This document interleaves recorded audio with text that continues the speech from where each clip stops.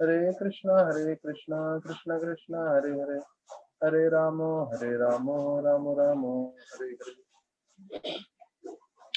सभी भक्तों का स्वागत है आज के भागवत कथा में।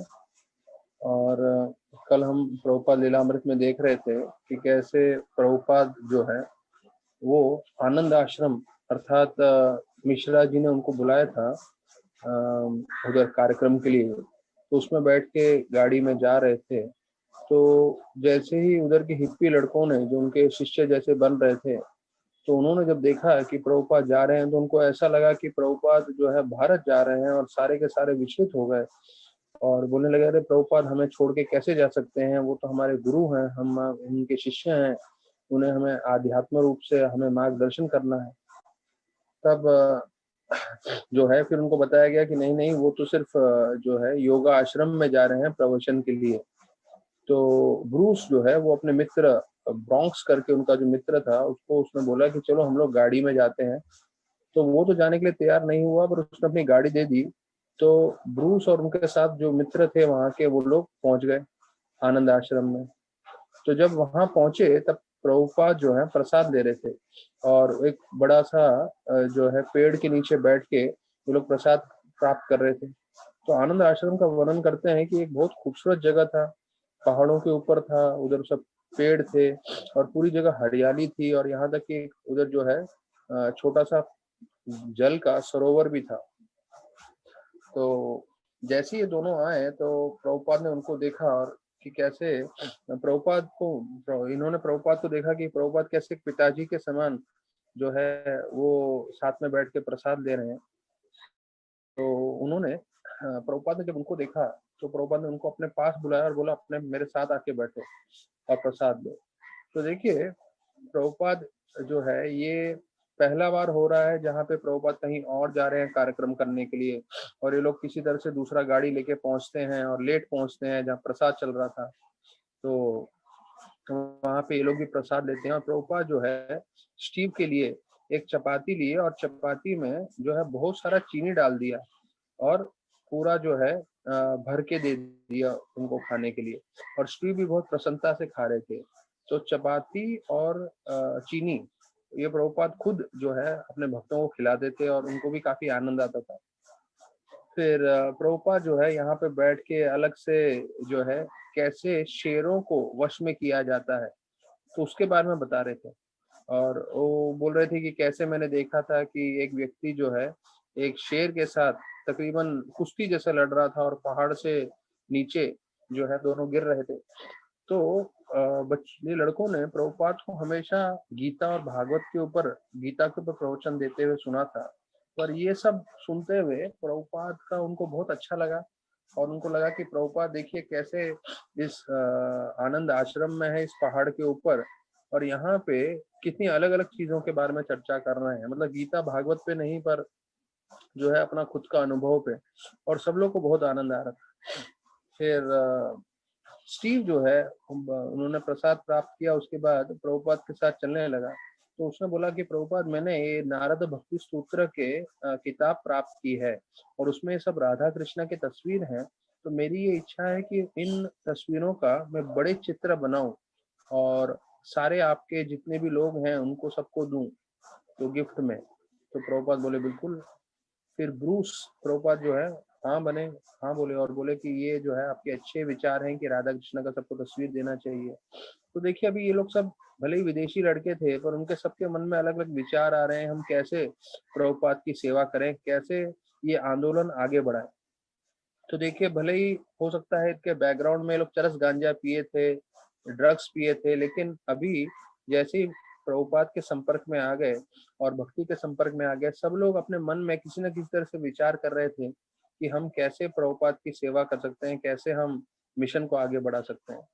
तो ब्रूस प्रभुपाद से बात करने लगा कि प्रभुपाद आपके मन में क्या है। तो प्रभुपाद स्पष्ट बोले कि मेरे मन में अभी एक बड़ा मंदिर बनाना है।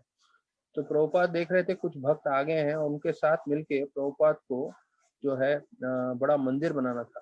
कि उन्होंने बोला कि कैसे मिश्रा जी ने यहाँ पे मुझे थोड़ा जगह दिया हुआ है अपने आश्रम में, और उन्होंने बोला है कि यहाँ मंदिर बना सकते हैं चाहिए तो। तो प्रभुपाद को केत ने पूछा कि प्रभुपाद आपको कितना बड़ा मंदिर चाहिए। तो देखिए प्रभुपाद बोले उस वक्त जो है जितना बड़ा आसमान है उतना, और प्रभुपाद भी हंसने लग गए। तो मतलब प्रभुपाद का इतना इच्छा था कि एक बहुत ही विशाल काया का बड़ा मंदिर बने, जिसमें जो है सब लोग आ सकें और सब लोग इसमें भाग ले सकें। तो बोलते हैं कि ये जो आश्रम था आनंद आश्रम, यहाँ पे लड़के लड़कियां दोनों आते थे। तो वहां पे एक स्त्री आई जिसने साड़ी पहना हुआ था। तो प्रभुपाद जो है बोलने लगे अपने शिष्यों को कि जब स्त्रियां जो है साड़ी पहनती हैं तो वो बहुत खूबसूरत लगती हैं, और उनका जो स्त्री का गुण है वो पूरी तरह से बाहर आता है जब वो साड़ी पहनती हैं। तो इसलिए आप देखें हमारे कार्तिक यात्रा में जो राधानाथ महाराज का एनुअल यात्रा होता है, तो सभी स्त्रियों के लिए एक ही कंपलसरी ड्रेस है, वो है साड़ी। तो सबको साड़ी ही पहनना है, साड़ी में ही वो लोग यात्रा कर सकते हैं। तो यहाँ पे प्रभुपाद भी साड़ी के बारे में प्रशंसा कर रहे हैं, और स्त्रियों की प्रशंसा करते बोलते हैं कि बहुत सुंदर लगती है जब वो साड़ी पहनती है। फिर जो है स्वामी जो है अभी ये लोग सब अपने आपस में बैठ के बात कर रहे थे। तो वैली करके जो एक भक्त थे वो बोलने लगे कि कैसे, वैली करके जो भक्त थे वो बोलने लगे कि कैसे प्रभुपाद ने हमें सिखाया है कि वो कभी भगवान नहीं है, और वो ना ही वो भगवान के अवतार है, वो भगवान के सिर्फ दास है। और वो सबको सिखा रहे थे कि कैसे भगवान की तरफ प्रेम करना है, teaching everyone love of God. So कैसे भगवान की तरफ प्रेम करते हैं वो सिखा रहे थे। तो फिर बोलते हैं कि अभी ये जो मिश्रा जी का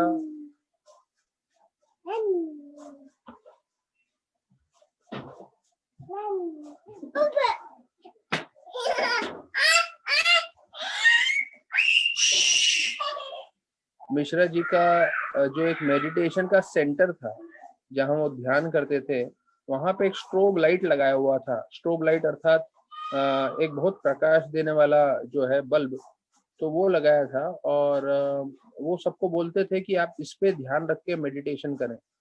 तो जो है तो सब लोग वो बल्ब को देख के मेडिटेशन करते रहते थे, ध्यान करते रहते थे। और तो प्रभुपाद जो है उनको बोले कि भाई ये सब करने की आवश्यकता नहीं है, आप सिर्फ हरे कृष्णा महामंत्र जप करिए। तो देखिए प्रभुपाद के शुरुआत के दिनों में भी जो है कई लोग ऐसे मिल रहे थे जो अलग अलग कार्य करते थे, और अलग अलग कार्यों के साथ जो है प्रभुपाद को समझाना पड़ता था कि भाई ये ठीक नहीं है, ये ठीक नहीं है, आपको इस तरह से नहीं करना है करके। तो अभी फिर बताया जाता है कि वहां पे शाम को प्रभुपाद का लेक्चर था। तो वहां पे प्रभुपाद जो है आनंद आश्रम में, यहाँ पे दोनों भक्तगण थे। मतलब एक तो मिश्रा जी के जितने शिष्य थे वो लोग आए थे, और प्रभुपाद जिनको प्रचार किए थे ये अमेरिकन हिप्पी लड़के, वो लोग सब भी आ गए थे। तो प्रभुपाद ने जब प्रवचन देना चालू किया तो वो सीधा जनतंत्र डेमोक्रेसी के बारे में बताने लगे, और बोले क्योंकि लोगों को इंद्रभोग चाहिए, तो इसलिए वो ऐसे प्रतिनिधि या लीडर या नेता को चुनते हैं जो आपको जो है इंद्र तृप्ति दे सके, उनके काम और लोभ की इच्छा पूरी कर सके। तो ऐसे बोलते हुए प्रभुपाद ने कम से कम पौना घंटा प्रवचन दिया, और बोला सबसे महत्वपूर्ण चीज है कि हम कृष्ण भक्ति से जुड़े। कृष्ण भक्ति जो है हमारा जीवन का उद्धार कर सकता है। और उसके बाद जो कीर्तन हुआ वो सबसे उत्तम रहा, क्योंकि कीर्तन के इसमें जो है वो सारे के सारे लोग भाग लेने लगे। मतलब प्रभुपाद के जो शिष्य थे वो भी, और मिश्रा जी के शिष्य, उन्होंने देखा ये लोग कितने अच्छे से आनंद में नाच रहे हैं, तो वो भी नाचने लग गए। तो प्रभुपाद ने जो है उनको सिखाया था कैसे कीर्तन करना है। तो बोलते दोनों हाथ ऊपर रखते हुए दाहिना पैर बाएं पैर के सामने और बायां पैर दाहिने पैर के सामने बारी बारी से, तो जिसको स्वामी स्टेप करके कीथ ने बोला था। तो आज भी जब भी महासत्संग प्रोग्राम होता है तो महासत्संग प्रोग्राम में सभी लोगों को, यहाँ तक कि जो कॉमन पब्लिक आती है उनको भी ये स्वामी स्टेप सिखाया जाता है, और सब लोग प्रसन्न थे इस तरह से कीर्तन करने के लिए। तो प्रभुपाद के जितने शिष्य थे वो लोग तो बिल्कुल जबरदस्त कीर्तन करने लगे, नाचने लगे, और यहाँ तक कि कोई झूमने लगा, कोई कूदने लगा, कोई गोल गोल गोल गोल चक्कर लगाने लगा। और बोलते हैं 1 घंटा तक कीर्तन चला, और सब लोग जो है प्रभुपाद सबको उत्साह कर रहे थे कि आप लोग नाचिए नाचिए नाचिए। और यहाँ तक कि जो लोग आनंद आश्रम में आए थे उनको किसी के पास कोई अलग ढोलक था, किसी के पास तबला था, किसी के पास अलग अलग चीजें थी, तो सब उन्होंने ले लिया और सबसे साथ जो है जबरदस्त कीर्तन किया। फिर रात्रि का समय आया तो प्रभुपाद जो है उधर के गेस्ट रूम में सो गए, और जो हिप्पी थे लड़के वो लोग सब अपना स्लीपिंग बैग लेकर आए थे, तो वो लोग बाहर वरांडे में सो गए, जो बाहर के बगीचा था वहां सो गए। और एक भक्त हावर्ड, उसको सपना आया उस रात को कि एक सोने के रंग का व्यक्ति जो है वो कीर्तन कर रहा है। तो सपने में ही पूछने लगे कौन है, तो किसी ने बोला कि ये स्वामी है। तो बोले नहीं, ये स्वामी तो नहीं लग रहे, ये तो 18 साल के नवयुवक लड़के लग रहे हैं, और ये तो वैकुंठ से आए हैं, इतने खूबसूरत लग रहे हैं, तो ये कौन है करके। तो फिर वो ध्वनि आई कि लोग मुझे मेरे सौंदर्य से आकर्षित होंगे, मेरे शिक्षण से नहीं, ऐसे करके। तो उनको समझ में आया कि ये साक्षात चैतन्य महाप्रभु हैं। तो उनको लगा कि ये सपना नहीं, ये मैंने खास दृश्य देखा है पहली बार। तो देखिए प्रभुपाद का जैसे जैसे इस्कॉन आंदोलन बढ़ते जा रहा है, कार्य होते जा रहा है, यहाँ तक कि उनके शिष्यों को जो है अलग अलग रूप से, या तो आप सपना बोल सकते हैं या तो एक दृष्टि बोल सकते हैं। तो प्रभुपाद ने सिखाया था, और ये हमें भी जानना चाहिए, कि जब भी हमें सपना आता है तो सपना हमें समझना चाहिए ये सिर्फ हमारे मन की एक लीला है। हाँ, कि हमारा मन जो है कुछ ना कुछ सोचता रहेगा, वही हमें सपने में दिखाएगा। लेकिन अगर सपने में आप गुरु को देखते हैं तो इसका मतलब है ये आपका आध्यात्मिक जो है प्रगति का लक्षण है। अगर गुरु आपके सपने में आते हैं तो वो सबसे उत्तम है। फिर कीथ ने सपना देखा कि कैसे कृष्ण भगवान अर्जुन को जो है कुरुक्षेत्र के रणभूमि में गीता सुना रहे हैं, और फिर वो दृश्य लुप्त हो गया और प्रभुपाद जो है उनको सुना रहे थे, कीथ को और बाकी सब भक्तों को। तो समझ गए कि जो कृष्ण भगवान ने अर्जुन को सुनाया था वही प्रभुपाद हम सबको सुना रहे हैं, और बिल्कुल वो परंपरा में है। और अगर हम इनसे सीखेंगे तो हम पूरी तरह से वो ज्ञान प्राप्त कर सकते हैं जो कृष्ण भगवान हमें देना चाहते थे। अच्छा, अभी ये बहुत महत्वपूर्ण है। अभी हमें, हम सबको ऐसा जगह बहुत अच्छा लगता है जो बिल्कुल पहाड़ों पे हो, और जहाँ पे सरोवर हो जल का, और पूरा ऐसा जंगल और खेत जैसा हो, खूबसूरती हो। तो जैसे ही सूर्योदय हुआ पहाड़ों के ऊपर से, और जो बताया जाता है पूरी जगह से उधर जो पानी का सरोवर था वहां पे इतना सुंदर लग रहा था। तो कीथ और वैली जो प्रभुपाद के साथ चल रहे थे वो बोले कितना खूबसूरत है प्रभुपाद यहाँ का नजारा।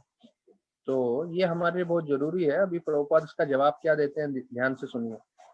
तो प्रभुपाद बोले we are not concern with the beautiful scenery, मतलब हम लोग जो है ये खूबसूरत जो सीनरी है, ये जो सौंदर्य है, उससे हम लोग जो है ज्यादा ध्यान नहीं देते। हम लोग का ध्यान कहाँ जाता है, जिसने इस सीनरी को, जिसने सौंदर्य को बनाया, अर्थात कृष्ण भगवान पे हमारा ध्यान है, क्योंकि कृष्ण भगवान ने ये भौतिक जगत बनाया है। ये भौतिक जगत में जितने भी खूबसूरत पहाड़ और ये सब चीजें हैं जिससे हम आकर्षित हो जाते हैं, तो वो सब बनाने वाले कौन है, कृष्ण भगवान। तो प्रभुपाद ने बताया हमें ध्यान रखना है कि हमें कृष्ण से आकर्षित होना चाहिए, ना कि भौतिक चीजों के आकर्षण से। फिर जो है ब्रूस वापस से कार्यक्रम खत्म हुआ, प्रभुपाद को गाड़ी में बैठा के लेके जा रहे थे। और मतलब ये पहली बार हो रहा था कि जो प्रभुपाद को जो है उनके शिष्य जो है किसी न किसी तरह से जो है गाड़ी में, वॉल्स वेगन करके गाड़ी थी, छोटी गाड़ी थी, पर कैसे प्रभुपाद की सेवा में जिनके पास जो था वो लगा रहे थे। तो अभी उसको लगा कि मैं थोड़ा फिलोसफिकल बात करता हूँ ब्रूस को, जिससे प्रभुपाद जो है काफी आध्यात्म चीज के ऊपर मुझे ज्ञान दें। तो उसने बोला कि उसने एक किताब में पढ़ा था कि हमें पहाड़ों पे जाके ध्यान करना चाहिए। क्यों? क्योंकि पहाड़ों से भगवान नजदीक होते हैं, क्योंकि आप ऊंचाई पे हो, तो इसलिए आपको पहाड़ों पे ध्यान करना चाहिए भगवान का। तो प्रभुपाद बोले बकवास है ये बात, बकवास है, प्रभुपाद सीधा बोले। तो उसका ये पॉइंट था कि हमें पहाड़ों पे जाके ध्यान करना चाहिए भगवान को। तो वो बोला था कि मैं पहाड़ों पे जाके जप करूँ क्या? प्रभुपाद बोले बकवास है, कोई भी अच्छा और बुरा जगह नहीं होता। बोले आप कहीं पे भी बैठ के पूरा हरे कृष्णा कृष्ण कृष्ण हरे हरे, हरे राम राम राम हरे हरे जप कर सकते हो। तो मतलब एक चीज है, हम लीलामृत में हमारे मन में भी बहुत शंकाएं हैं, वो सब दूर हो सकती हैं। जैसे किसी को लगे अरे पहाड़ के पास जाके जप करना चाहिए, या कोई बोले मुझे समुद्र के पास जाके जप करना चाहिए। प्रभुपाद बोले बकवास है ये सब बातें, आप कहीं भी जप कर सकते हो, आपका उद्देश्य होना चाहिए जप के ऊपर ध्यान रखना। फिर दूसरा है कि जब उन्होंने बोला कि इतना खूबसूरत जो है वातावरण है, सौंदर्य है, सीनरी है, तो प्रभुपाद ने बोला हम इस सीनरी की तरफ आकर्षित नहीं होते, हम कृष्ण की तरफ आकर्षित होते हैं जिन्होंने ये सीनरी बनाया है।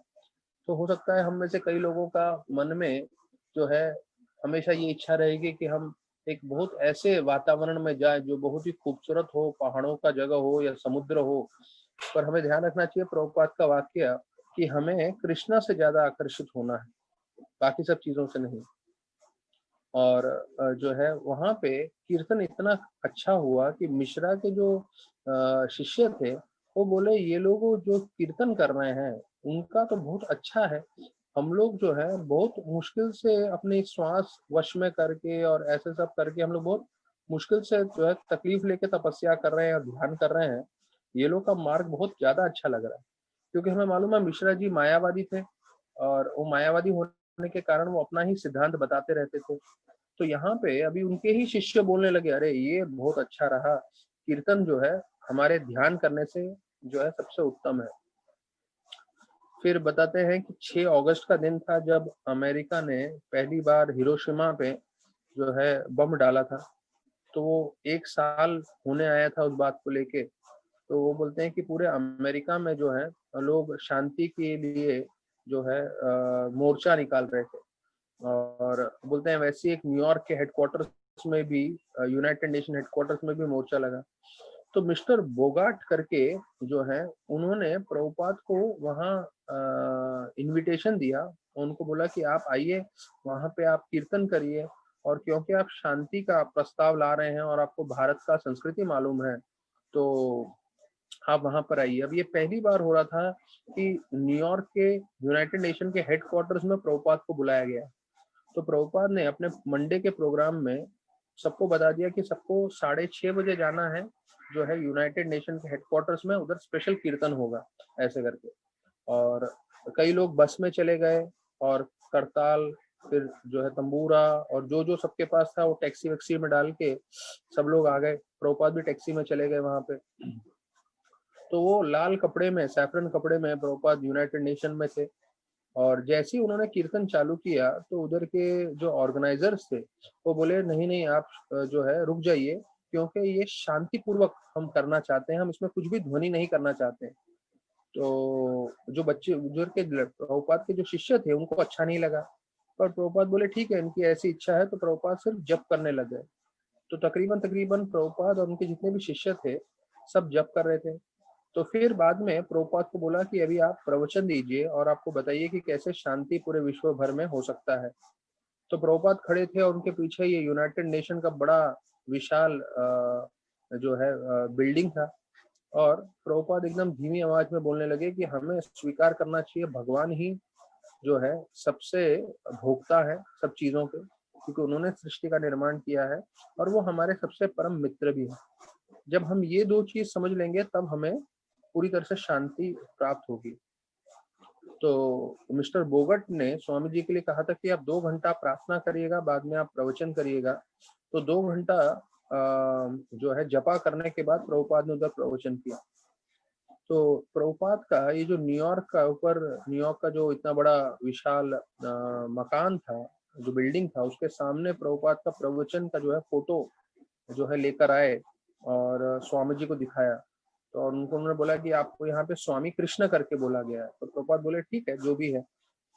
एक बार मिस्टर बोगट ने बोला कि मैं बहुत प्रसन्न हुआ हूँ आपके कार्यक्रम से, और मैं आपके स्टोर फ्रंट पे आना चाहता हूँ, मैं जहाँ पे आप प्रचार कर रहे हो, और मैं आपको मदद करना चाहता हूँ जिससे आप ये जो आध्यात्म है वो अमेरिका में और भारत की संस्कृति के साथ पूरी तरह से प्रचार कर सके।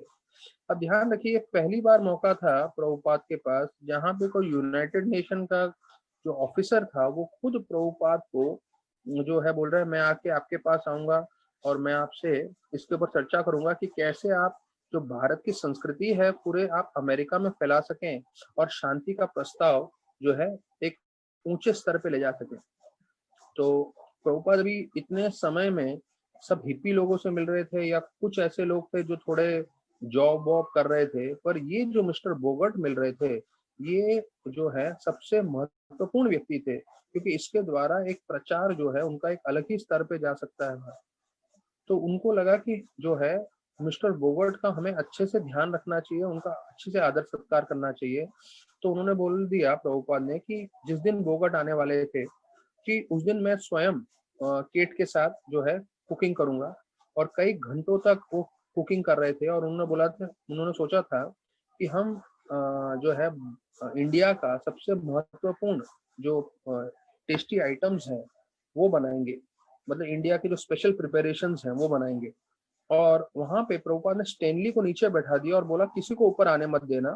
क्यों? क्योंकि वो मिस्टर बोगट के लिए जो है फीस्ट बना रहे हैं, क्योंकि बोगट इतने महत्वपूर्ण व्यक्ति थे यूनाइटेड नेशन ऑफ गवर्नमेंट के, तो उनको अच्छा फीस्ट खिला के प्रभुपाद उनको बहुत इम्प्रेस करना चाहते थे।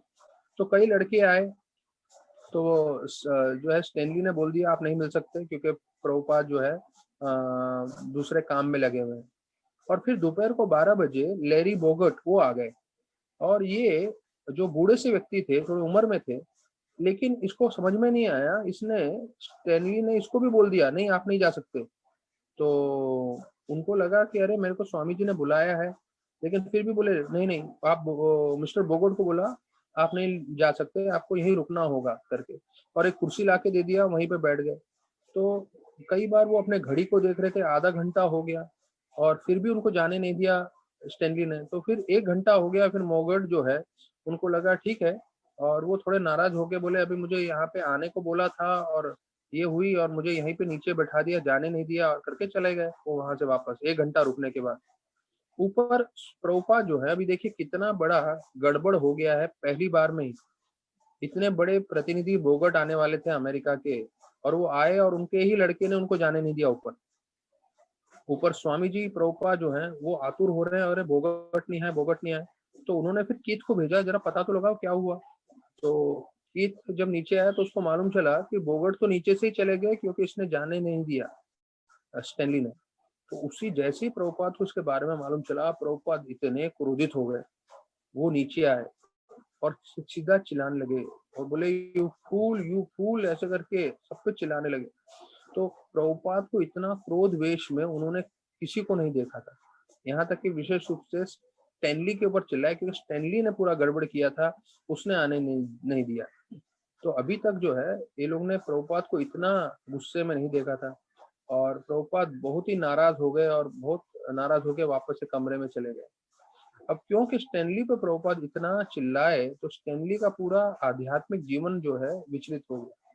तो देखिए ये बात वापस से हमें समझ में आ रहा है, यस्य प्रसादा भगवत प्रसादो यस्य प्रसादा न घटी कुटोपी। क्योंकि स्टैनली ने प्रभुपाद को नाराज कर दिया, तो प्रभुपाद को नाराज करने के कारण उसका पूरा आध्यात्म जो है जीवन पूरा नष्ट हो जाता है। वो कैसे होता है वो हम कल चर्चा करेंगे। अभी हम श्रीमद् भागवतम में चर्चा देख रहे हैं कि कैसे धरती माता ने कई कारण बताए हैं कि आप मेरे पे आक्रमण मत करिए, क्योंकि धरती माता स्वयं जो है उन्होंने गैया का रूप धारण कर लिया है, और उन्होंने बोला है कि मैं एक स्त्री हूँ, मैं गैया हूँ, मैंने कभी पाप नहीं किया है। और कोई भी धार्मिक व्यक्ति कभी किसी स्त्री पे आक्रमण नहीं करता, गैया पे आक्रमण नहीं करता, और मैंने पाप भी नहीं किए हैं वगैरह वगैरह। और उसके जवाब में पृथु महाराज बोलते हैं नहीं आपने पाप किया है, आपने यज्ञ का भाग लिया है, लेकिन आप अभी जो है अनाज नहीं दे रहे हो, और पूरी की पूरी प्रजा जो है बिना अनाज के भूखे रह रही है, और जो है आपका जो कर्तव्य है वो आप निभा नहीं रहे हो, ऐसे करके। तो फिर उनको जो है 25वें श्लोक में बोलते हैं कि मैं आपकी हत्या कर दूंगा, और फिर जो है जितने भी नागरिक हैं उन वो संतुष्ट हो जाएंगे। तो प्रभुपाद लिखते हैं कि ये लोगों के मन में धारणा है कि भाई अनाज नहीं है इस दुनिया में। हाँ, तो बोलते हैं ये गलत धारणा है। जितना भी पूरे विश्व भर में अनाज है वो जितने भी लोग हैं सबके लिए पूरी तरह से पर्याप्त है। सबके लिए जितना भी अनाज हमें पूरे पृथ्वी पे जितने भी जीव हैं उनके लिए बहुत अनाज है। और प्रभुपाद बोलते हैं हमें कत्ल खाना जानवरों को मारने के लिए जो स्लॉटर हाउसेस हैं वो खोलने की आवश्यकता है ही नहीं। प्रभुपाद बोलते हैं कई देश या कई विश्व ऐसे भी हैं जिनके पास इतना अनाज आता है कि वो जो है, उनके पास जो ज्यादा अनाज आ जाता है वो समुद्र में डाल देते हैं, और फिर वो अपने जितने भी लोग हैं किसान, उनको बोलते हैं कि और आप अनाज मत उगाइए। तो ये आज भी ये हकीकत है कि बहुत ज्यादा प्रोडक्शन हो जाएगा, तो प्रोडक्शन होने के कारण जो है उसके रेट्स, उसका जो कॉस्टिंग है या उसका जो भाव है वो मार्केट में गिर जाएगा, इसलिए वो ज्यादा अनाज समुद्र में डाल देते हैं। और फिर अनाज उत्पत्ति हो सकती है लेकिन वो उत्पत्ति करने को रोक देते हैं। क्यों? क्योंकि उनको लगता है कि अरे जो है मार्केट में उसका जो है रेट्स वो गिर जाएगा। तो देखिए कैसा षड्यंत्र चल रहा है पूरे विश्व भर में। अनाज है लेकिन उसका दुरुपयोग हो रहा है, या तो पानी में गिरा रहे हैं नहीं तो नहीं उगा रहे हैं। तो प्रभुपाद लिख रहे हैं कि पूरे धरती पे इतना अनाज है जिससे वो पूरे विश्व भर में जितने भी लोग हैं उनको सबको संतुष्ट कर सकते हैं। और ये धारणा गलत है कि अनाज कम है, अनाज कम है। बोलते हैं कि गलती क्या हो रही है, प्रभुपाद बोल रहे हैं हमारे पूरे विश्व के लिए एक सरकार नहीं है। अगर एक सरकार हो तो वो पूरी तरह से जो है वितरण आम रूप में बांट सकते हैं। आम रूप में बांटना का मतलब है कि वो पूरी तरह से इक्वल डिस्ट्रीब्यूशन कर सकते हैं, तो ये अनाज की कमी नहीं होगी। क्योंकि अलग अलग जलग जो है गवर्नमेंट है, इसलिए वो अनाज पूरी तरह से वितरण नहीं हो रहा है विश्व भर में, और फिर जो है ये कत्ल खाना और ये सब चालू हो रहा है पूरे विश्व भर में।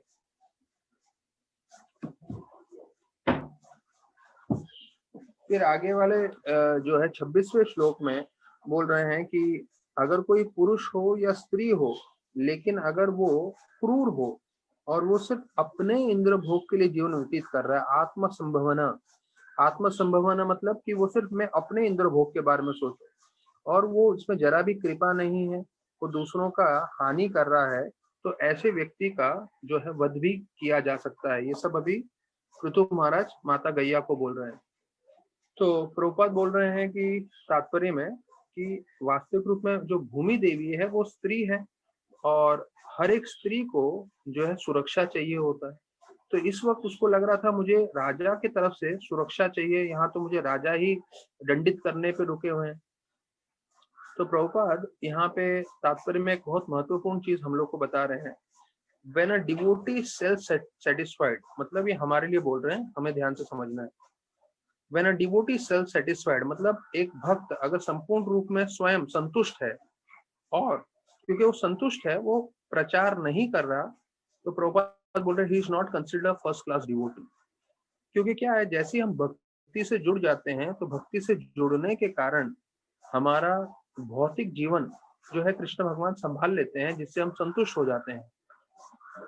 तो आध्यात्म की ये शक्ति होती है कि वो हमारा भौतिक जीवन भी संभाल लेता है। तो जैसे ही भौतिक जीवन हमारा संभल जाता है, तो हम लोग जो है थोड़ा आराम करने लगते हैं भक्ति में, हम अपने जीवन में संतुष्ट रहते हैं।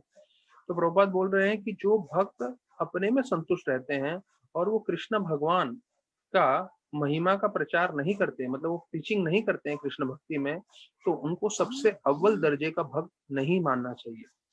देखिए यहाँ प्रभुपाद के इन शब्दों से हमें समझ में आ रहा है कि अव्वल दर्जे का भक्त कौन होता है। प्रभुपाद यहाँ स्पष्टीकरण कर रहे हैं। पहला दर्जे का डिवोटी वो होता है जो प्रचार करता है, ऐसा भक्त नहीं जो अपने में संतुष्ट रह के जो है वो प्रचार नहीं करे।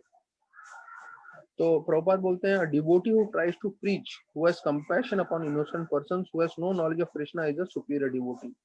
तो अव्वल दर्जे का भक्त या अच्छा भक्त, सुपीरियर डिवोटी कौन है? जो कृष्ण भगवान का प्रचार करता है और वो सोचता है कि इतने सारे जीव हैं, उनका उद्धार होने के लिए मुझे कृष्ण भक्ति अवश्य देनी। तो जो कृष्ण भक्ति देता है लोगों को, तो वो जो है ऐसा व्यक्ति जो है एक परम भक्त है, is a superior devotee. Prabhupada इस्तेमाल कर रहे हैं शब्द, या फर्स्ट क्लास डिवोटी। तो फिर जो है इसका पुष्टिकरण करने के लिए प्रभुपाद प्रहलाद महाराज के बारे में बता रहे हैं कि प्रहलाद महाराज बोले मुझे खुद को मुक्ति नहीं चाहिए इस भौतिक जगत में, मैं तो सभी लोगों को मुक्ति दिलाना चाहता हूँ। जो लोग इस भौतिक जगत में फंसे हुए हैं और उनका उद्धार करना चाहता हूँ। तो देखिए, जो महान भक्त हैं प्रहलाद महाराज, जिनको 12 महाजनों में से एक कहा गया है, स्वयंभू नारद शंभु कुमारो कपिलो मनु प्रहलादो, प्रहलाद महाराज जन को भीष्म और बलिर्वैया सखी वयम। तो जो 12 महाजन हैं पूरे विश्व के, उसमें से सबसे एक प्रमुख प्रहलाद महाराज है। और वो बोल रहे हैं मुझे मेरी मुक्ति में इतनी रुचि नहीं है, मुझे लोगों को मुक्ति दिलाना है, लोगों का उद्धार करना है। तो हमें भी ध्यान रखना है कि जब हम भक्ति कर रहे हैं तो भक्ति में हो सकता है हम संपूर्ण रूप से संतुष्ट हों, पर अगर आप संतुष्ट रहेंगे तो उससे सिर्फ आपका कल्याण होगा।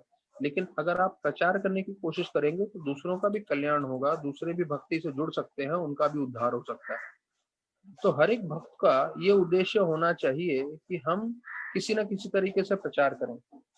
तो प्रचार करना आता नहीं है कोई बोलेगा, तो इस्कॉन में आपको कुछ भी सिखाया नहीं जाएगा। आपको उम्मीद किया जाएगा कि आप बस जो है जितना हो सके अपने से सीख के चालू करें। जैसे हम लोग जब इस्कॉन में जुड़े हैं इतने सालों से, तो कोई खास हमें किसी भी चीज के बारे में सिखाया नहीं गया। बुक डिस्ट्रीब्यूशन बोलते हैं या प्रीचिंग बोलते हैं, हाँ कभी कभी कोई सीनियर टीचर हमको ले जाते थे साथ में, पर फिर उम्मीद करते थे कि हम खुद सीखें और ये सब करना चालू करें। तो राधानाथ महाराज सिखाते हैं कि हमें सिर्फ लोगों के साथ अच्छे से दोस्ती करनी है। सिर्फ हम अच्छे से दोस्ती करेंगे तो उस दोस्ती से लोग हमसे प्रभावित हो जाएंगे, और दोस्ती के आधार पर वो हमसे जुड़ेंगे और जो है भक्ति में प्रगति कर सकते हैं और भक्ति में जुड़ सकते हैं। तो ये एक बहुत महत्वपूर्ण विषय है 26वें श्लोक में, जहाँ प्रभुपाद ने बताया है कि हमें सबको प्रचार करना चाहिए। फिर 27वें श्लोक में हाँ, उनको धरती माता ने ये बोला था कि अरे आप मेरा नाश कर देंगे, मेरा अंत कर देंगे, तो पृथ्वी के ऊपर तो सब आधारित रहता है, पृथ्वी के ऊपर तो सब जीव रहते हैं, तो आप मुझ मेरा अंत कर दोगे तो सब कैसे रहेंगे जितने भी जीव हैं। तो उसके जवाब में महाराज पृथु बोल रहे हैं कि मैं अपनी शक्ति के द्वारा सभी लोगों को, जितने भी जीव हैं यहाँ के लोगों को यहाँ पे स्थापित करवा दूंगा। मतलब धरती नहीं भी होगा उसके बाद भी। तो प्रभुपाद उसके तात्पर्य में बताते हैं कि धरती माता ने पूछा था कि आप मेरा नाश कर दोगे तो जितने भी जीव हैं वो गर्भोदक सागर में गिर जाएंगे। तो पृथु महाराज बोलते हैं नहीं, बोलते हैं कि मैं अपनी शक्ति के द्वारा, क्योंकि मैं विष्णु का ही अंश हूँ, तो मैं जो है अपनी शक्ति के द्वारा जो है पूरा, अगर पृथ्वी का नाश भी हो जाए तो भी मैं सभी लोगों को संरक्षण दूंगा। तो प्रभुपाद बोलते हैं कि ये जो ग्रेविटेशनल फोर्स है, जो वैज्ञानिक भी मानते हैं, वो संकर्षण के द्वारा आ रहा है और वास्तविक रूप में वो भगवान की शक्ति है। तो भगवान की शक्ति से सिर्फ एक धरती नहीं, लाखों करोड़ों ऐसे प्लैनेट्स जो हैं, ऐसे लोग जो है हवा में घूम रहे हैं। तो पृथु महाराज बोले इतने सारे लोग घूम रहे हैं तो एक और सही, ये पृथ्वी का भी नाश हो जाएगा तो मैं दूसरा लोक बना दूंगा और जितने भी जीव हैं उनको मैं जो है आश्रय दूंगा। तो प्रभुपाद बोलते हैं भगवान कृष्ण का नाम है योगेश्वर। योगेश्वर मतलब जितनी भी ये जादू टोने की शक्ति है, उनके सब स्तोत्र कौन है? भगवान कृष्ण स्वयं। तो उनके पास सब सिद्धियां हैं, सब शक्तियां हैं, जिसके कारण भगवान सब कार्य कर सकते हैं। तो अभी फिर 28वें श्लोक में जो है, अभी 28 से 36 ये जो श्लोक है, इन श्लोकों में धरती माँ जो है वो पृथु महाराज को प्रार्थनाएं करती हैं। तो ये आखिरी भाग है और इसमें अलग अलग प्रार्थनाएं करते हुए वो क्षमा याचना करती हैं उनसे। और फिर अगले अध्याय में हम देखेंगे कि कैसे पृथु महाराज जो है धरती माँ जो गैया के रूप में है, तो उससे दूध निकालते हैं और दूध के रूप में जो है सारे के सारे जो है देवता गण आते हैं और वो भी जो है अपना अपना भाग लेके जाते हैं धरती माता से। तो वो अगले अध्याय में होगा, पर उससे पहले जो है अंतिम भाग में माता धरती क्या प्रार्थनाएं कर रही हैं उसका पूरा वर्णन आ रहा है। तो प्रभुपाद जो है बोल रहे हैं ये 28वें श्लोक के तात्पर्य में कि पहले पृथु महाराज ने जो है वो यमराज के समान थे। इसका ट्रांसलेशन मैं पढ़ रहा हूँ आप लोग के लिए 28 श्लोक का, कि पृथु महाराज साक्षात यमराज के रूप में थे एंड और उनका पूरा शरीर जो है वो क्रोधित हो चुका था और वो साक्षात क्रोध वेश में दिख रहे थे। और उनके बारे में जो है धरती माता इतना पृथु महाराज के बारे में इतना क्रोध वेश में उनको सुनते हुए वो खुद कांपने लग गई और पूरी तरह से हाथ जोड़ के प्रार्थना करने लगी। तो प्रभुपाद तात्पर्य में बताते हैं कि भगवान जो है मृत्यु भी है और जो है साक्षात भगवान भी है दोनों के लिए। कि जो पापी लोग हैं उनके लिए भगवान मृत्यु के रूप में आते हैं और जो भक्त हैं उनके लिए भगवान अपने भगवत्ता रूप में प्रकट होते हैं।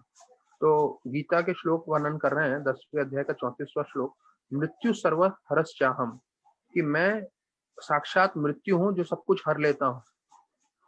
तो बोलते जिनमें श्रद्धा नहीं है, जो नास्तिकवादी लोग हैं, तो वो लोग भगवान का दर्शन करते हैं मृत्यु के समान। प्रभुपाद उदाहरण देते हिरण्यकशिपु का, वो भगवान को स्वीकार नहीं करते थे तो इसलिए भगवान उनके लिए नरसिंह देव के रूप में आए और उनको मार दिया। तो प्रभुपाद अंत कर रहे हैं, यह तात्पर्य ये बोलते हुए कि हम लोग कोई भी भगवान के ऊपर चुनौती नहीं कर सकते किसी भी परिस्थिति में। इससे अच्छा बेहतर ये है कि हम भगवान को शरणागत हो जाएं और उनकी आश्रय में रहें हर परिस्थिति में। देखिए कितनी अच्छी बात लिखी है, we cannot challenge the authority of supreme personality of Godhead in any circumstances. हम भगवान के ऊपर जो है कभी भी प्रश्न नहीं उठा सकते। इससे अच्छा बेहतर तो ये होगा कि हम भगवान को शरणागत हो जाएं और उनके संरक्षण में रहें हर समय। तो we should remain in always in his protection at all times.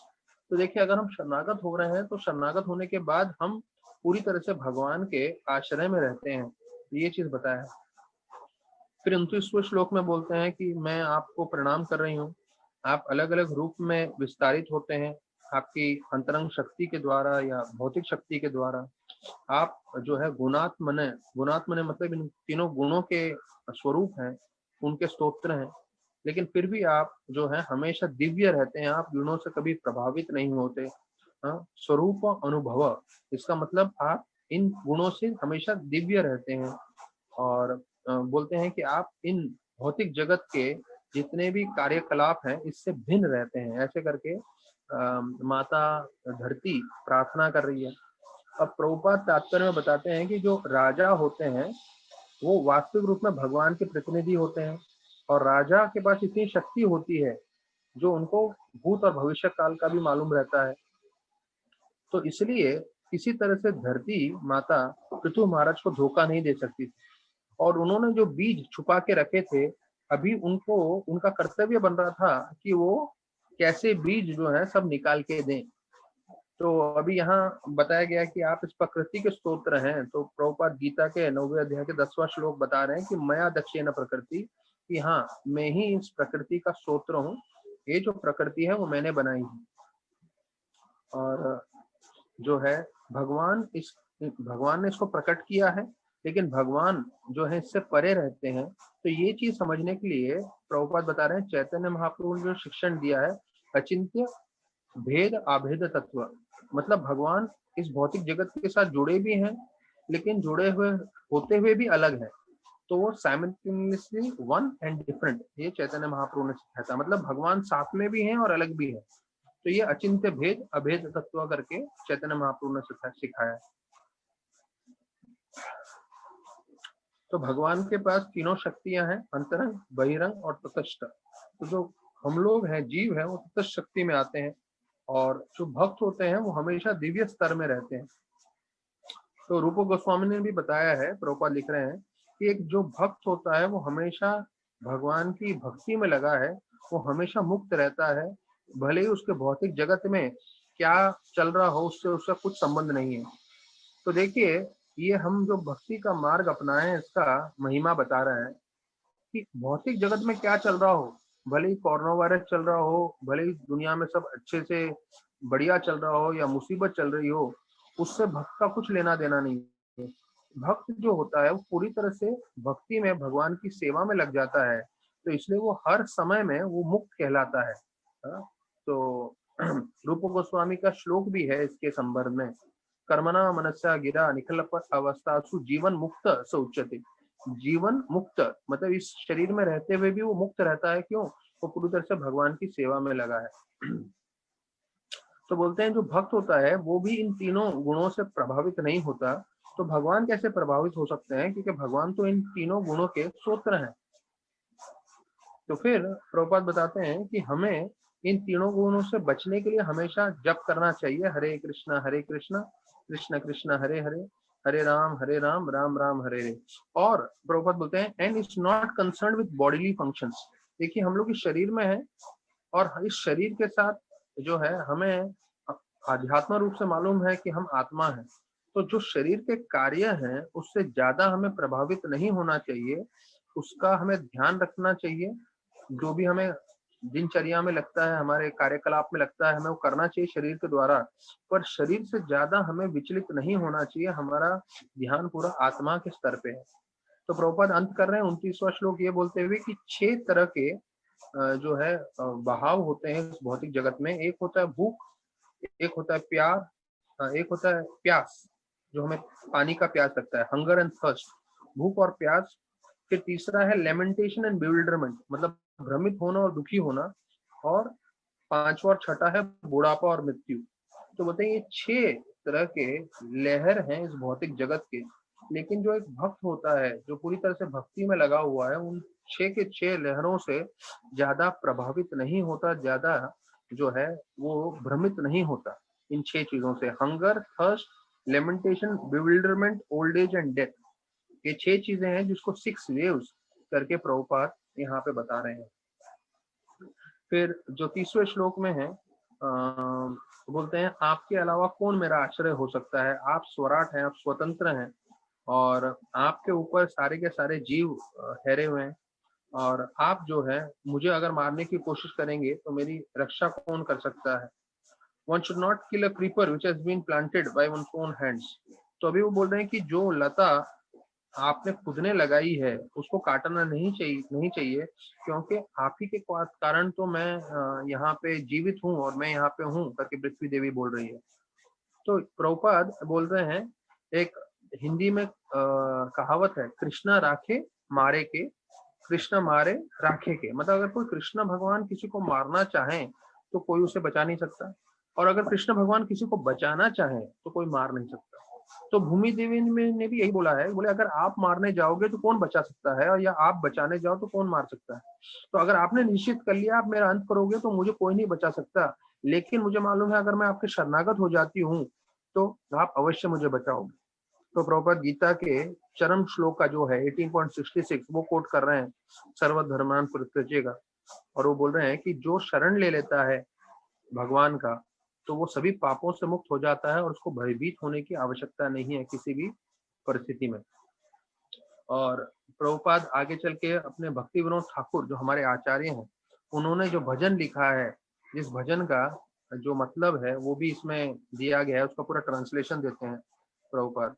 तो भक्ति विनोद ठाकुर का जो भजन है, मानस देहो गेहूं जो किछु मोर, और पीलू तू आपदे नंद किशोर, मारो भी राखो भी जो इच्छा तुहार, नित्य प्रदासा प्रति तुआ अधिकार।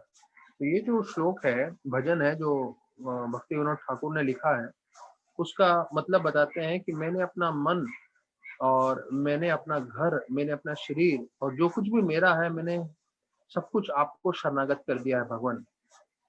और आप मुझे मारो या आप मुझे मेरी रक्षा करो, वो आपकी इच्छा है, लेकिन मैं आपका नित्य दास हूँ।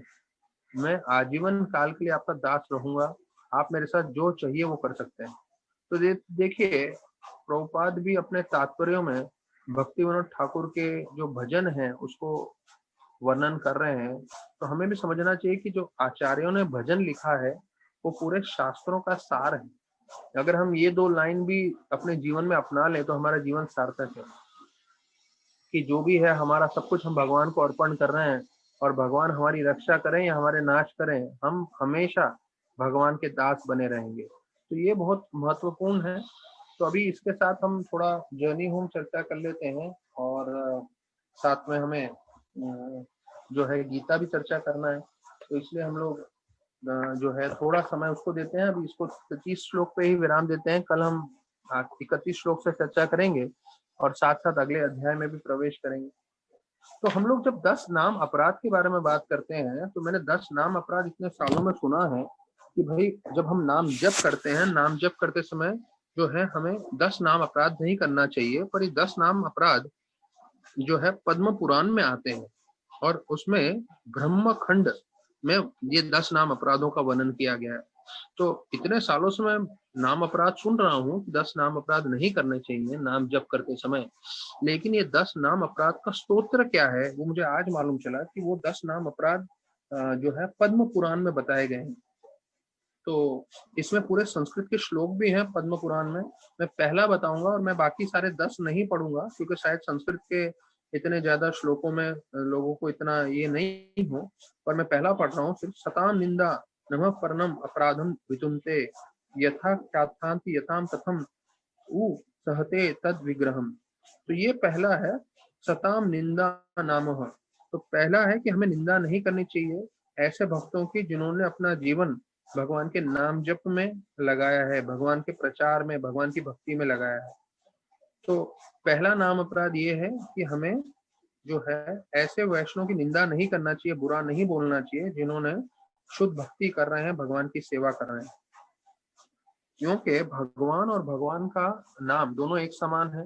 तो किसी ने अगर ऐसा अपराध किया तो भगवान कभी उसको क्षमा नहीं करेंगे। तो पहला नाम अपराध है हमें भक्तों की निंदा नहीं करनी है। दूसरा है शिव और ब्रह्मा को भगवान के समान नहीं समझना है।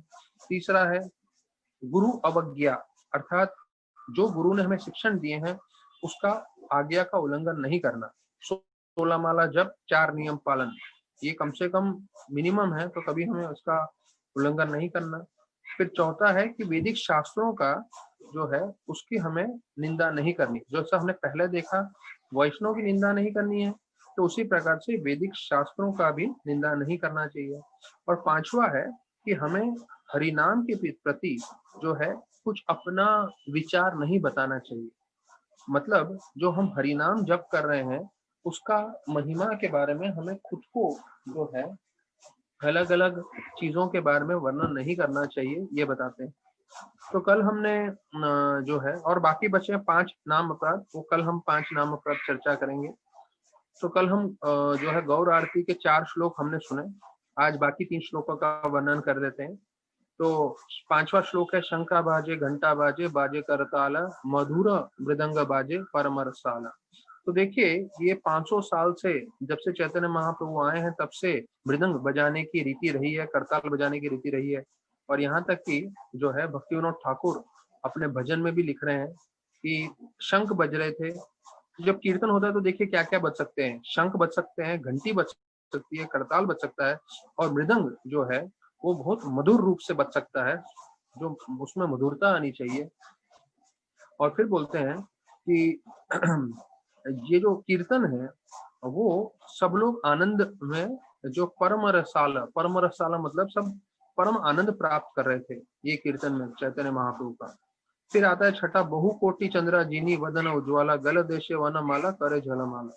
तो चैतन्य महाप्रभु का जो चेहरा है मानो लाखों लाखों चंद्रमा के समान, और उन्होंने गले में एक बहुत लंबी जो है जंगल के फूलों की माला पहनी है और उनका गला पूरी तरह से चमक रहा है।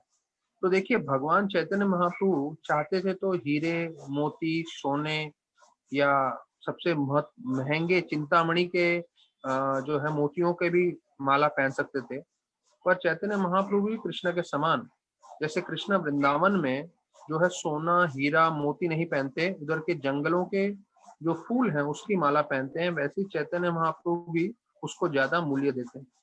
और बोलते हैं शिव शुक नारद प्रेम गदा गदा भक्ति विनोदा दिखे गौरा संपादा। तो फिर ये अंतिम श्लोक में बता रहे हैं कि शिव भगवान शिव जी जिनको हम महादेव बोलते हैं, सुखदेव गोस्वामी जिन्होंने पूरा भागवत बोला, नारद मुनि जो व्यासदेव जी के गुरु हैं, उनके सबके जो है गले में जो है ध्वनि नहीं निकल रही है, और वो इतने प्रभावित हो रहे हैं प्रेम में, आध्यात्मिक प्रेम में, ये देखते हुए, इसको देखते हुए चैतन्य महाप्रभु की आरती देखते हुए। और इस रूप से भक्ति विनोद ठाकुर जो है वो चैतन्य महाप्रभु का महिमा देख रहे हैं और हम सबको सुना रहे हैं। तो जैसे मैंने बताया कि जो गौर आरती है, ये गौर आरती रोज मायापुर में शाम को कीर्तन किया जाता है। तो अगर हमें चाहिए कि हम भी अपना घर मायापुर के समान बनाएं, तो हमें भी रोज जो है महाप्रभु का ऐसा कीर्तन करना चाहिए, आरती करना चाहिए। अभी हम गीता पे आ जाते हैं। गीता के हमने कल छठे श्लोक पे चर्चा किया, सातवें श्लोक पे चर्चा किया। और सातवें श्लोक में हमने देखा शिष्यस्ते हम साधिमाम काम प्रपन्नम, कैसे अर्जुन जो है वो शरणागत हो रहे हैं कृष्ण भगवान को। और कृष्ण भगवान को शरणागत होते हुए बोल रहे हैं कि आप गुरु हो, अभी आप जैसे बताओगे वैसे मैं करूंगा। तो प्रभुपाद जो है स्पष्ट रूप से बताते हैं कि तात्पर्य में कि हमारा जीवन का उद्देश्य होना चाहिए कि हम जो है स्वीकार करें कृष्ण भगवान को या उनके प्रतिनिधि को गुरु के रूप में। तो सातवां श्लोक में सबसे महत्वपूर्ण ये था कि हम एक गुरु को स्वीकार करें और जो गुरु हमें शिक्षण दे रहे हैं वो अपने जीवन में अपनाएं। तो प्रभुपाद जो हमारे परम गुरु हैं उन्होंने क्या शिक्षण दिया है हमें, सबसे प्रमुख कि हम हमेशा भगवान का नाम जप करें, भगवान की कथा सुने और भगवान की सेवा में लगे रहें। अगर हम ये कर रहे हैं तो हमारा जीवन सार्थक है। तो प्रभुपाद इन श्लोकों के श्रृंखला में जब प्रवचन दे रहे थे तो प्रभुपाद बोलते हैं अर्जुन के मन में क्या चल रहा था, मैं युद्ध करूं कि युद्ध ना करूं। तो दो द्वंद्व के बीच में फंसा हुआ था। तो प्रभुपाद बोलते हैं कि जैसे कोई जो है स्त्रियां नाचती हैं, जो हम पहले जमाने में नौटंकी बोलते थे या कोई कला का प्रदर्शन में, तो उस समय वो लोग घूंघट रखती हैं। घूंघट रखने का उद्देश्य क्या है कि सामने वाले हमें देख ना सके। तो सामने वाले देख ना सके वो घूंघट सही है, लेकिन अभी आपने नाचने का व्यवसाय ले लिया है और उसमें आप घूंघट करोगे तो कैसे चलेगा। तो बात प्रश्न उठा रहे हैं कि एक तो आपने व्यवसाय क्या चुना है कि मैं नाचूंगी, और ऐसे नाचते समय आप घूंघट करके नाचो, इसका क्या मतलब हुआ, इसमें शर्माने की क्या आवश्यकता है, अभी आप नाचने का सोच ही चुके हो। तो प्रभुपाद बोल रहे हैं उसी प्रकार से अर्जुन ने सोच लिया है क्षत्रिय है युद्ध करूंगा, तो रणभूमि में आके ये क्यों सोच रहे हैं अरे मैं अपने घर वालों से कैसे युद्ध करूं, ये कैसे करूं, वो कैसे करूं। तो प्रभुपाद बोल रहे हैं ये तो ऐसा हो गया कोई नाचने वाली आई है पर वो घूंघट कर रही है और सोच रही है कि नहीं मैं शर्मा रही हूँ, मैं नहीं उनके सामने नाच सकती वगैरह वगैरह। तो प्रभुपाद कह रहे हैं कि आपने नाचने का प्रोफेशन लिया है तो नाचिए, अभी घूंघट करके क्या मतलब है। तो वैसे अर्जुन अगर क्षत्रिय बने हैं तो उनका उद्देश्य है कि वो युद्ध करें पूरी तरह से। तो अभी यहाँ 8वें श्लोक में वर्णन आ रहा है कि मैं अपने दुख को हटा नहीं सकता अपनी इंद्रियों से, और भले ही मुझे पूरा राज्य मिल जाए पूरे पृथ्वी का या मुझे स्वर्ग भी मिल जाए तब भी मुझे कोई लाभ नहीं है। अब प्रभुपाद इसका तात्पर्य बहुत महत्वपूर्ण है। प्रभुपाद बहुत अच्छी चीजें हमें बताते हैं। अर्जुन अपने ज्ञान के हिसाब से बहुत धर्म की चीजें बता रहे थे, लेकिन वो अपना मुश्किल परिस्थिति सुलझा नहीं पा रहे थे। तो प्रभुपाद बोलते हैं बिना कृष्ण के मदद के या बिना गुरु के मदद के आप अपने जीवन में जितनी भी विकट परिस्थितियां हैं उसको सुलझा नहीं पाएंगे। तो गुरु जो है आपको भक्ति के बारे में बताता है, गुरु आपको बोलता है कृष्ण के साथ जुड़ जाइए, फिर कृष्ण भगवान का हस्ताक्षेप होने के बाद आप अपने जीवन में सब प्रॉब्लम सॉल्व कर सकते हैं। जो लोगों को लगता है मुझे गुरु की आवश्यकता नहीं है, मुझे भगवान की आवश्यकता नहीं है, वो जीवन पर्यंत अलग अलग प्रॉब्लमों में, अलग अलग मुश्किलों में, तकलीफों में जूझते रहेंगे, फंसे रहेंगे। प्रभुपाद बोल रहे हैं किसी ने बहुत सारा डिग्री प्राप्त किया है, कोई बहुत पंडित हो मतलब भौतिक ज्ञान में, या किसी का कोई ऊंचा पदवी है, तो उससे वो भौतिक जगत के जो प्रॉब्लम्स है उसको सॉल्व नहीं कर सकता। भौतिक जगत के जो प्रॉब्लम्स हैं उसको सॉल्व करने के लिए जो है गुरु की आवश्यकता ही पड़ती है। गुरु की योग्यता क्या है, जो पूरे 100% कृष्ण भावनामृत रहे, वो इस जीव भौतिक जगत के प्रॉब्लम्स को सॉल्व कर सकते हैं। तो प्रभुपाद बोलते हैं इसलिए चैतन्य महाप्रभु ने बताया है कि कोई भी जो है गुरु बन सकते हैं, भले ही उनकी कोई भी परिस्थिति हो, बस उनका इतना होना चाहिए उनको कृष्ण के बारे में ज्ञान आना चाहिए। तो वो श्लोक बता रहे हैं चैतन्य चैतामृत का, किब विप्र किब न्यासी शूद्र के न्याय, यही कृष्ण तत्व वेते सही गुरु है। तो बोलते हैं कोई फर्क नहीं पड़ता कि वो विप्र हो, विप्र मतलब जिन्होंने पूरे शास्त्रों का अध्ययन किया है, या कोई जो है निम्न परिवार का हो या कोई सन्यासी हो, इन सब चीजों का फर्क नहीं पड़ता। मुख्य चीज ये है उसको कृष्ण का ज्ञान होना चाहिए। अगर उसको कृष्ण का ज्ञान है तो वो एक प्रामाणिक गुरु बन सकते हैं। तो प्रभुपाद जो है तात्पर्य में पद्म पुराण का श्लोक बता रहे हैं, सत्कर्मो निपुणो विप्रो मंत्र तंत्र विशारदा वैष्णव गुरु न स्याद वैष्णव स पचो गुरु। तो बोल रहे हैं एक ब्राह्मण है जिसको पूरे वैदिक शास्त्रों का ज्ञान है, लेकिन वो गुरु नहीं बन सकते अगर वो वैष्णव नहीं है तो। देखिए प्रभुपाद कितना एक्सट्रीम एग्जाम्पल बता रहे हैं पद्म पुराण से। कोई ब्राह्मण है जिसको वैदिक शास्त्रों का ज्ञान है, लेकिन अगर वो वैष्णव नहीं है, मतलब वो कृष्ण भक्ति के बारे में नहीं जानता, तो वो गुरु नहीं बन सकता। और दूसरी ओर बोलते हैं कोई निम्न परिवार में जन्म लिया है वो गुरु बन सकता है अगर वो वैष्णव है, वो कृष्ण भक्ति जानता है। देखिए कृष्ण का प्रचार करने के लिए आपका जन्म महत्वपूर्ण नहीं है।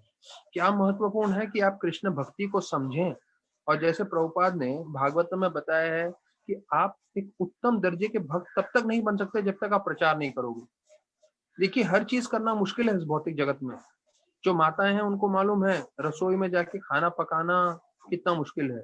जो प्रभु हैं उनको मालूम है बाहर की दुनिया में पैसा कमाना कितना मुश्किल है, लेकिन सब लोग परिश्रम कर रहे हैं। जो स्टूडेंट्स हैं उनको मालूम है एग्जाम में पास होने के लिए कितना मेहनत करना पड़ता है। सब लोग परिश्रम कर रहे हैं, सब लोग मेहनत कर रहे हैं। तो वैसे ही हमें प्रचार करना नहीं आता है, हमें थोड़ा मेहनत करना पड़ेगा।